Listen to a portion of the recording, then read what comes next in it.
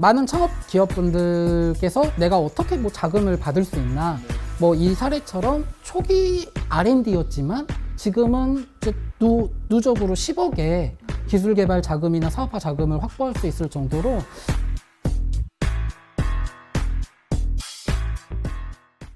안녕하세요. 반갑습니다. 저는 광주 창경센터장 하상용입니다.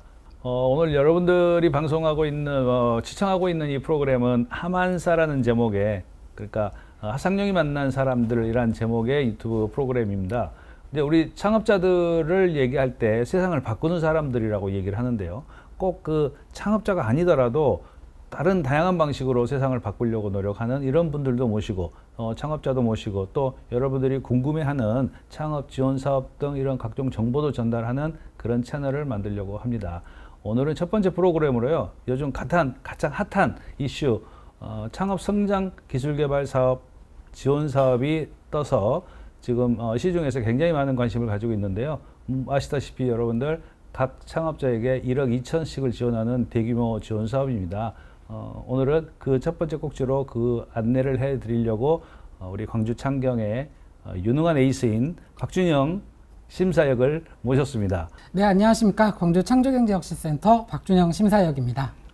네, 센터장님 말씀처럼 오늘 하루에도 50통 이상의 문의 전화가 올 정도로 이 되게 많은 창업 기업분들의 관심을 받고 있는 사업이라고 생각을 합니다. 네. 창업 성장 기술 개발 사업 디딤돌은 이제 창업 성장 기술 개발 사업이라는 우리나라 국가 네. 큰 R&D 중에 그 첫 번째 단계를 의미합니다. 네. 초기 창업 기업들이 처음으로 R&D를 수행해서 자신의 기술을 좀 고도화하는, 그래서 자신이 더 큰 시장으로, 해외 시장으로 나갈 수 있는 그런 도약을 지원하는 사업인데요. 이 사업의 개요는 창업 7년 이내 매출액 20억 미만, 그렇지만 중기부 R&D를 처음 수행하는 기업이 신청할 수 있습니다. 먼저 R&D에 대해서 말씀을 드리면, 실제 창업자가 네. 일상생활이나 자신이 목표로 하고 있는 시장에서 이런 게 개발되면, 이런 기술이 개발되면 좀 더 상품 가치가 높아지고 내가 네. 더 정말 좋은 제품을 만들 수 있을 것 같아. 그 일련의 기술들을 개발하는 과정을 R&D라고 합니다. 이 기술 개발이라는 게 단순히 학식이 뛰어나다, 그런 것보다 창업자가 얼마나 그 시장에서 어떠한 문제점을 어떻게 솔루션을 제시하겠다, 이 기술 개발 목표가 매우 중요하다고 말씀드릴 수 있겠습니다. 그러면 제가 아는 지인이 네. 캔들을 만들어요. 네. 캔들을 만듭니다. 근데 캔들 밑에가 항상 밑바닥이 조금씩 남는데요. 그 밑에 이렇게 그 캔들 심지를 꽂는 탭이 있어서 그러는 건데, 완전히 다 타야 되는데, 그럼 소비자들 입장에서 좀 불만이 있고, 그러면 이 사람은 캔들을 만들어서 팔고 있지만 이번 기술 개발 사업을 통해서 완전하게 탈 수 있는 뭔가를 기술 개발해보고 싶어요 라고 할 수 있는, 그렇게 생각하시면 되는 건가요? 예, 맞습니다. 정말 센터장님께서 너무나도 쉽게 설명해 주셨는데요. 그런가요?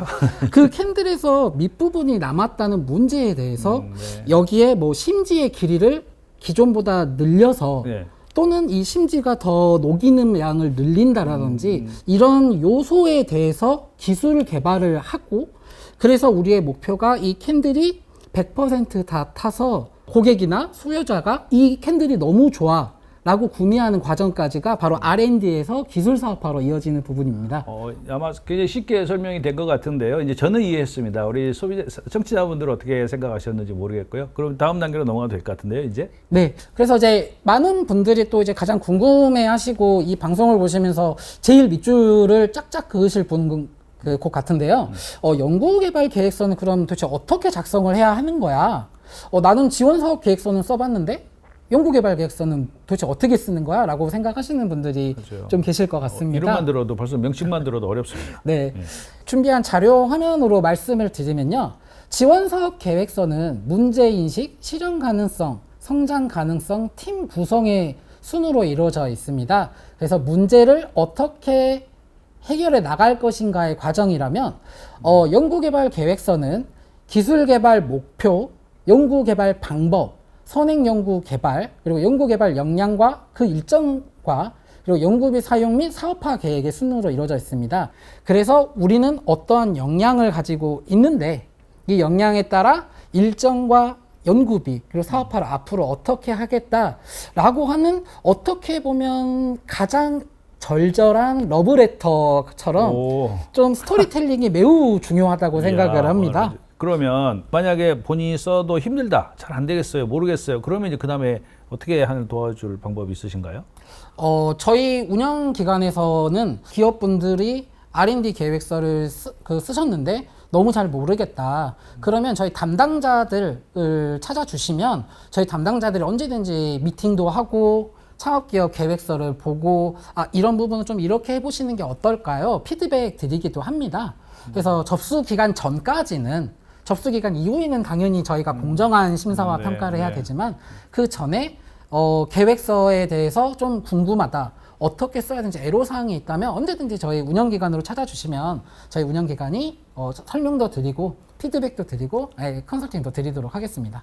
만약에 우리 박준영 심사에게나 다른 직원들이 마음에 안 들게 제대로 설명을 못하거나 서비스가 안 좋다. 그럼 저한테 연락을 하라고 해도 되나요?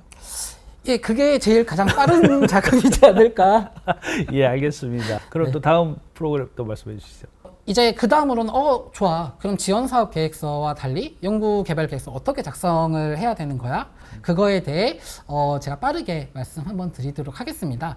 첫 번째는 기술개발 목표입니다. 이 기술개발 목표는 기술개발의 필요성을 말해주는 가장 중요한 곳이기 때문에 평가위원들이 납득할 수 있을 만큼의 근거 자료를 통해서 제시하는 게 매우 중요합니다. 또한 이 기술개발 목표는 내가 인식하고 있는 문제에 대해서 어떤 솔루션을 제시하겠다라는 곳이기 때문에 반드시 과제명과 연관되게 작성을 하시는 게 매우 중요한 그 포인트입니다. 다음은 연구개발 방법입니다. 여기에서는 내가 제안한 솔루션을 어떻게 개발하겠다라는 내용을 쓰시는 곳인데요. 저는 가장 추천드리는 게 이렇게 요약표를 통해서 평가위원들한테 내가 어떤 기술을 개발할 거고 어떻게 이거를 추진해 나갈 것인지 설명하는 장표가 중요하다고 생각을 합니다. 다음은 요소 기술과 세부 기술인데요. 내가 제시한 솔루션에 어떤 기술들이 들어가고 이 기술들을 개발하기 위해 어떻게 하겠다라는 내용을 기재하는 곳입니다. 실제 개발 방법의 가장 중요한 곳입니다. 자, 그러면 저희가 요소 기술과 세부 기술을 제시를 했는데 이거를 어떻게 결과를 검증을 할 것이냐. 그래서 연구개발 계획서에는 성능 지표라는 게 존재를 합니다. 그래서 내가 어떤 항목에 대해 어떤 기준으로 어떻게 평가하겠다라는 내용을 이 성능 지표와 이 평가 환경으로 제시를 하고 있는데요. 요소 기술을 선정해서 성과 지표를 만들어내는 것, 이게 조금 어렵기도 하고 혹은 생소하기도 할 것 같아요. 조금 그 부분만 조금 보완해서 한번 설명을 좀 더 해주시면 좋을 것 같습니다. 네. 이 컵을 기반으로 설명을 드리면요. 요소 기술은 이 컵의 손잡이가 조금 더 자꾸 떨어지니까 좀 더 단단하게 이 경고성이 1이고 해외 수준, 해외 최고가 2의 강도를 견딘다면 우리도 연구개발을 통해서 이 컵의 손잡이의 단단함을 2까지 올리겠다. 이게 방금 말씀드린 것처럼 요소 기술과 성능 지표의 사례입니다. 그래서 요소 기술은 이 컵 손잡이를 단단하게 만들겠다라는 거, 성능 지표는 세계 수준이 2이니 우리도 그 세계 최고 수준에 맞게 또는 그보다 높게 이 컵 손잡이를 개발해서 컵에 적용하겠다라는 게 요소 기술과 성능 지표의 차이입니다. 가장 중요한 거는 국내나 해외에 내 제품의 스펙에 대한 가장 기준점을 정하고 그것을 공인된 시험기관에 맡겨서 인증을 받아 내가 연구개발 목표치를 달성하겠다라고 하는 게 중요합니다. 즉 자체 평가나 내가 아는 기업한테 이렇게 맡겨서 평가하겠다라기보단 한국인터넷진흥원이든 그런 공인된 기관에서 하시는 거를 적극 권장드립니다. 그러면 제가 잠깐 들었던 얘기는 성능 지표에 대해서 우리 팁스 과제 같은 경우는 글로벌을 목표로 하니까 세계 수준의 그 지수를 제한해야 되고 우리 지금 초기 R&D 같은 경우는 경쟁사 대비 우위 혹은 뭐 국내 최고에 보다 조금 더 나은 정도면 될 수도 있다. 뭐 이렇게 얘기를 제가 들었었거든요. 네. 그렇게 생각하시면 되는 건가요? 네, 맞습니다. 제가 아까 말씀드렸던 세계 수준, 이제 R&D마다 연구 개발비 규모가 있는데, 그렇죠. 네, 이제 네. 디딤돌 단계에서는 국내에서 최고 수준 또는 내가 그 당사가 설정한 그 수준을 이렇게 기준점으로 삼아서 네, 네. 그 연구개발 목표치를 높게 잡으시는 것을 권장드립니다. 아, 예. 그 평가 공인 평가 기관에 맡기려면 수수료가 이제 들어갈 거 아니에요. 네, 그렇습니다. 그런 금액을 쓸 수 있는 게 지금 이 R&D 사업 안에 포함이 되어 있는 거죠, 자금 안에? 네, 그렇습니다. 연구비 안에 이 인증 수수료나 이 부분들이 다 있기 때문에 대표님들께서 내가 이거 내 돈으로 해야 돼? 라고 생각하지 마시고요. 차후에 이제 연구비 말씀을 드리겠지만 이미 그 안에 모든 게 들어 있습니다. 네. 그러면 이 연구개발 방법 다음에는 이 연구개발에 어떻게 선행적으로 됐었냐라는 것들이 중요한데요. 먼저 유사성 검토가 제일 중요하기 때문에 NTIS나 특허 정보넷을 이용해서 검색을 하시고요. 혹은 내가 뭐 패키지 사업을 통해 아니면 다른 과제를 통해 이런 것들을 개발해 왔었다고 한다면 이 선행 연구 이력과 본 과제에서 어떻게 활용하겠다는 계획을 제시해 주셔야 합니다. 그러면 이 제시한 기술 개발에 대해 우리 회사는 어떠한 역량을 가지고 있는가? 그거는 이제 조직도나 우리가 보유하고 있는 연구원 현황을 통해서 우리가 인공지능 기술 개발을 제안했는데 회사에 인공지능 개발 인력이 전혀 없다면 그렇죠. 이거는 비논리적이기 맞습니다. 때문에 네. 평가위원분들이 많이 지적하시는 부분이어서 이 부분은 꼭 제시하신 기술에 맞게 회사의 역량과 그리고 인원 현황을 꼭 기재하시는 게 중요합니다. 아, 그러면 우리 심사위원님, 지금 이제 사실 1인 기업이나 예비 창업자들인 경우에는 그런 전문 인력들을 보유하기가 쉽지 않을 건데 그런 분들은 어떻게 할 수 있는 방법이 있을까요? 네, 정말 좋은 질문이신데요. 실상 이제 1인 기업 같은 경우는 대표자 본인밖에 없으신데 직원이 없다라고 한다면 반드시 이 인건비 사용을 통해서 신규 인력을 어떻게 확충하겠다라는 방법이 하나가 있을 거고요. 또 하나는 이제 컨소시엄을 적극 활용하는 겁니다. 아, 네네. 네, R&D는 주간 연구 개발 기관도 있지만 공동 연구 개발 기관이라고 연구를 공동으로 이렇게 수행하는 부분들이 있습니다. 그래서 만약에 내가 AI의 전문성이 없다면 이 AI 전문 회사와의 공동 연구 개발을 통해 제안한 기술을 개발할 수 있다라는 거를 조직도나 연구 체계도를 통해서 제시할 필요가 있습니다. 아, 근데요, 그러면 네.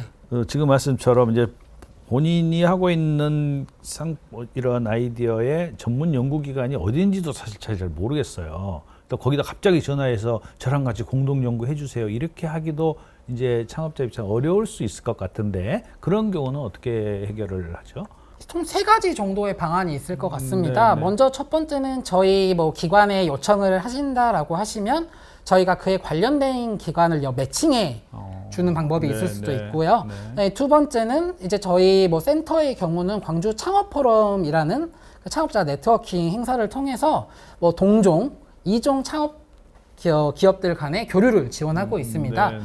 또 하나는 전문 연구 거점 기관들이 있습니다. 뭐 한국 광기술원 그리고 뭐 또는 대학 같은 경우는 뭐 지스트, 네네. 전남대 이런 대학과의 산학 협력을 통해서 그 기업 또는 그 과의 교수님과의 컨소시엄을 이렇게 맺는 경우들이 있습니다. 그래서 내가 컨소시엄도 없고 만날 기업도 없다라고 걱정하지 마시고 운영기관이나 지원기관에 소개나 매칭을 요청할 것.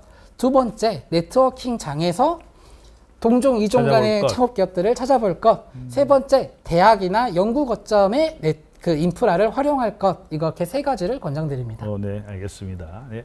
그렇게 역량을 제시하고 나서는 이 기술 개발 일정 그리고 이렇게 연구비 사용 부분들이 있습니다.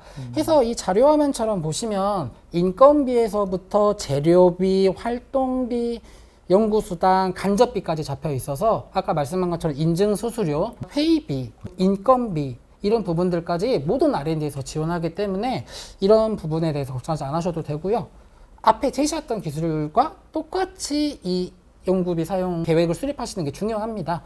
이제 다음은 이제 사업화 전략 부분들인데 네. 이 사업화 부분들은 어차피 이제 대표님들이 제일 잘 아시지만 그렇죠. 네. 사업화 목표와 그리고 방안 네. 그리고 그걸 통한 기대 효과를 통해서 내가 어떤 시장에 진출해서 어떤 영업 방식을 통해 내 개발 기술을 적용한 제품을 어떻게 팔겠다라는 네. 것을 이제 제안하는 과정들입니다. 그 과정은 우리가 이제 보통 사업계획서 쓰는 안에 지원 사업 할 때도 다 들어가는 그런 내용들인 거죠? 네, 그렇습니다. 이미, 네. 그래서 뭐 연구개발 계획서에 뭐 사업화 전략이라고 해서 너무 많은 부담 갖지 않으셔도 네, 네. 이 사업화 전략에서는 구체적이고 논리적이게 내가 개발한 기술을 제품에 적용해서 어떤 목표 시장에 뭐 B2B는 어떤 방식으로 네. B2G는 어떤 방식으로 이렇게 판매를 계획하고 홍보와 마케팅을 진행하겠다. 이미 지원사업 계획서에서도 충분히 그렇습니다. 제시하신 내용들을 기재하시면 됩니다. 여러분들 어떻게 들으셨는지 모르겠습니다. 이제 설명을 한다고 했는데 지금 이제 화면으로는 우리 자료들이 다 나가고 있고 조금 더 천천히 봐도 되시는 거고 이 자료들은 전부 공개해도 되는 거죠? 아, 네, 그렇습니다. 아, 예, 다행입니다. 그리고 또 궁금한 건 박심사형님께서 우리가 최고예요, 우리 잘하고 있어라고 이렇게 말씀을 하셨는데 네. 실제로 그렇게 기억날 만한 사례 또 우리 창업자들이 그래 나도 저 정도는 할 것 같은데 뭐 한 그런 사례가 있으면 좀 소개를 해주셔도 좋을 것 같은데요.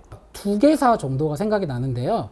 이제 하나는 캔디 옵틱스라는 네. 회사고 네네. 또 한 군데는 메가웍스라는 예. 회사입니다. 네. 먼저 자료화면처럼 캔디 옵틱스를 이제 말씀을 드리면요. 네. 이 디딤돌 R&D를 통해서 처음에 렌즈 기술을 개발을 했습니다. 그리고 저희 초기 창업 패키지 또는 G인 넥스트 레벨이라는 프로그램에 참여해서 그 제품에 대해서 시장 조사도 해보고 더 고도화도 해봤더니 저희가 투자 대상 기업으로 적합해서 저희 센터에서 직접 투자를 했습니다. 이후에 저희가 팁스에 추천을 해서 선정이 됐고요. 예. 여기까지만 하면 그래 이런 것들 해봐 뭐 좋은 사례인 것 같아라고 했었는데 이런 과정들을 통해서 2025년에는 베트남 하노이의 진출 계획까지 생각하고 있어서 단순히 창업 기업을 지원하는 것 중에서도 이런 기술 개발 지원이 창업 기업이 고속으로 성장하는데 되게 중요한 역할을 하고 있구나라고 생각이 들었고요. 그러면 우리 저분은 초기 R&D 1억 2천 또 사업화 초창폐 하셨으니까 1억 그리고 투자 1억 거기에 R&D 7억 그러면은 지금 10억 이상이 자금이 확보가 된 건데요. 지금 사업 초기에. 네. 오. 그래서 그 많은 창업 기업분들께서 내가 어떻게 뭐 자금을 받을 수 있나 네. 뭐 이 사례처럼 초기 R&D였지만 지금은 이제 누적으로 10억의 네. 기술 개발 자금이나 사업화 자금을 확보할 수 있을 정도로 이 디딤돌을 통해서 자신의 기존의 제품의 기술 고도화가 매우 중요하다라는 거 그게 제가 좀 기억에 좀 남았었고요. 예. 또 다음 사례. 네, 다음은 이제 메가웍스라는 기업이 떠올랐습니다. 이 메가웍스는 이제 정신 건강에 관련된 회사였었는데요. 네. 처음 초기 저희 디딤돌에 들어왔을 때만 해도 저는 이 기업이 성공할 수 있을 거라고 생각을 하지 않았습니다. 예. 왜냐하면 정신 건강이라는 부분이 되게 생소한 분야고 네, 네. 이게 R&D가 될까? 그렇죠. R&D로 성공이 될까?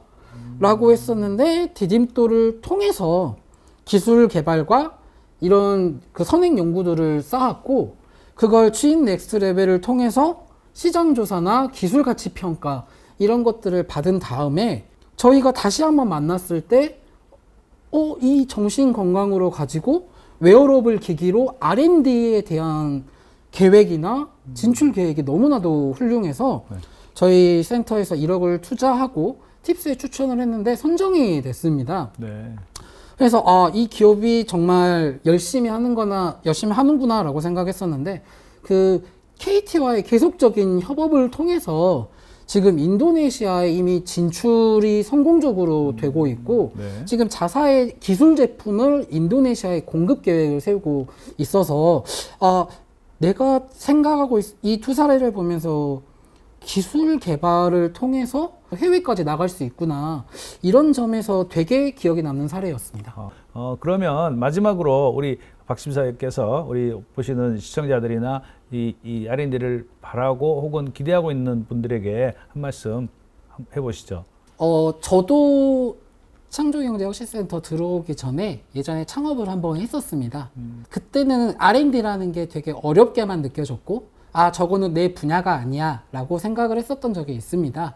하지만 실제 지원 담당자가 되고 보니 어떠한 기업이라도 R&D는 가능하고 어떠한 기술이어도 R&D를 통한 기술 고도화는 가능합니다. 그래서 너무 두려워하지 마시고 참가하셨으면 좋겠고요. 그리고 저희 지원사업 담당자들에게 언제든지 전화와 도움을 요청하시면 R&D, 성공적인 R&D 계획서 작성을 위해 최선을 다하겠습니다. 오, 고맙습니다. 본인이 일을 더 하겠다고 막 이렇게 숨짓을 해서 요청하는 이런 사례 진짜 아주 바람직하고 좋은 것 같습니다.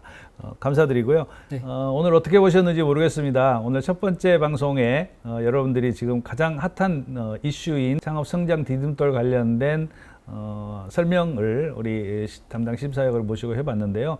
지금 아시다시피 5개 기관이 전국에서 주관을 하고 있고, 호남권에는 우리 광주가 지금 하고 있습니다. 뭐 우리 꼭 광주로 와달라는 얘기는 아니고, 지역에 가까운 혹은 여러분들 PC 맞을 수 있는 그런 기관이 있다면 그쪽으로 가셔도 좋을 것 같고요. 예, 언제든지 여러분들 환영합니다. 여러분들 창업 성공을 응원하겠습니다. 화이팅!